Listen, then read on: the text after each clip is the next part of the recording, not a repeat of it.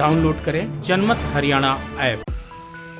केंद्र की मोदी सरकार के मंत्रिमंडल में हुए फेरबदल के बाद अब हरियाणा की मनोहर लाल के नेतृत्व वाली भाजपा जेजेपी मंत्रिमंडल में भी बदलाव की तैयारी है। इसकी सुगबुगाहट तो काफी दिनों से चल रही है, लेकिन अब फेरबदल जल्द होने की संभावना है। मनोहर लाल कैबिनेट से कुछ दिग्गज मंत्रियों की छुट्टी तय मानी जा रही है, तो कई नए चेहरों को एंट्री मिलने की उम्मीद है। उप मुख्यमंत्री दुष्यंत चौटाला की पार्टी जेजेपी के कोटे से भी एक मंत्री बनेगा।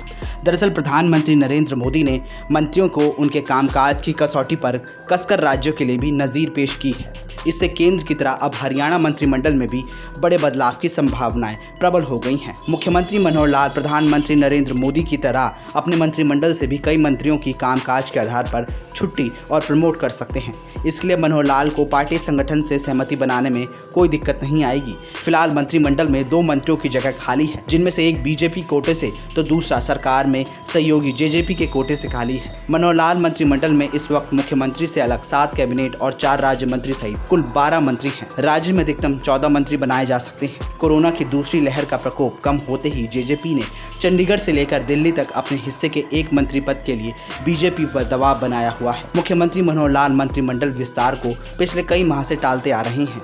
कहा यह भी जा रहा है कि मुख्यमंत्री मनोहर लाल मोदी की तरह अपने मंत्रिमंडल में व्यापक फेरबदल करना चाहते हैं। वह कोरोना महामारी के दौरान मंत्रियों के कामकाज की प्रगति रिपोर्ट के आधार पर कुछ मंत्रियों को बदलना चाहते हैं। प्रदेश में ऐलनाबाद सीट पर होने वाले उपचुनाव को भी मंत्रिमंडल विस्तार टालने का कारण माना जा रहा है। इससे पहले बड़ौदा हलके में उपचुनाव हो चुका है। कांग्रेस विधायक श्री कृष्ण हुड्डा के निधन के कारण हुए बड़ौदा उपचुनाव में कांग्रेस की जीत हुई थी। बीजेपी के लिए बड़ौदा के बाद ऐलनाबाद उपचुनाव भी चुनौती भरा है। यह सीट इनेलो के विधायक अभय सिंह चौटाला के इस्तीफा देने के कारण खाली हुई है। बीजेपी के रणनीतिकार मानते हैं कि यदि ऐलनाबाद उपचुनाव के दौरान राज्य मंत्रिमंडल में 1 से 2 मंत्री पद खाली रहते हैं तो इसका राजनीतिक लाभ उठाया जा सकता है। कहा जा रहा है कि सीएम सिर्फ 2 मंत्रियों के खाली पद के साथ मंत्रिमंडल में बड़ा बदलाव करना चाहते हैं। इसमें 3 से 4 मंत्रियों की जगह नए चेहरों को मंत्री बनाने से लेकर कुछ मंत्रियों के विभागों में फेरबदल भी शामिल है। इस फेरबदल में विधानसभा स्पीकर ज्ञानचंद गुप्ता को मंत्रिमंडल में शामिल करके अध्यक्ष की कुर्सी पर किसी और दूसरे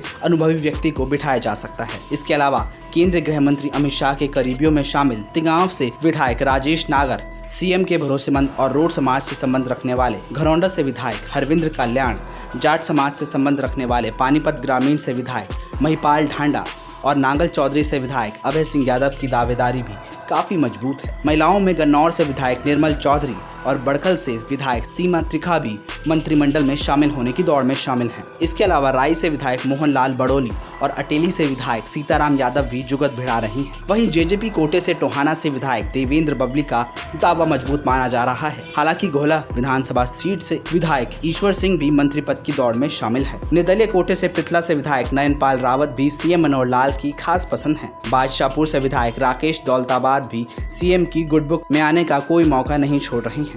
अब देखना यह है कि आखिर कब जाकर मंत्रिमंडल विस्तार होता है और किन किन विधायकों की लॉटरी लगती है और किन की छुट्टी होती है। ब्यूरो रिपोर्ट, जनमत हरियाणा।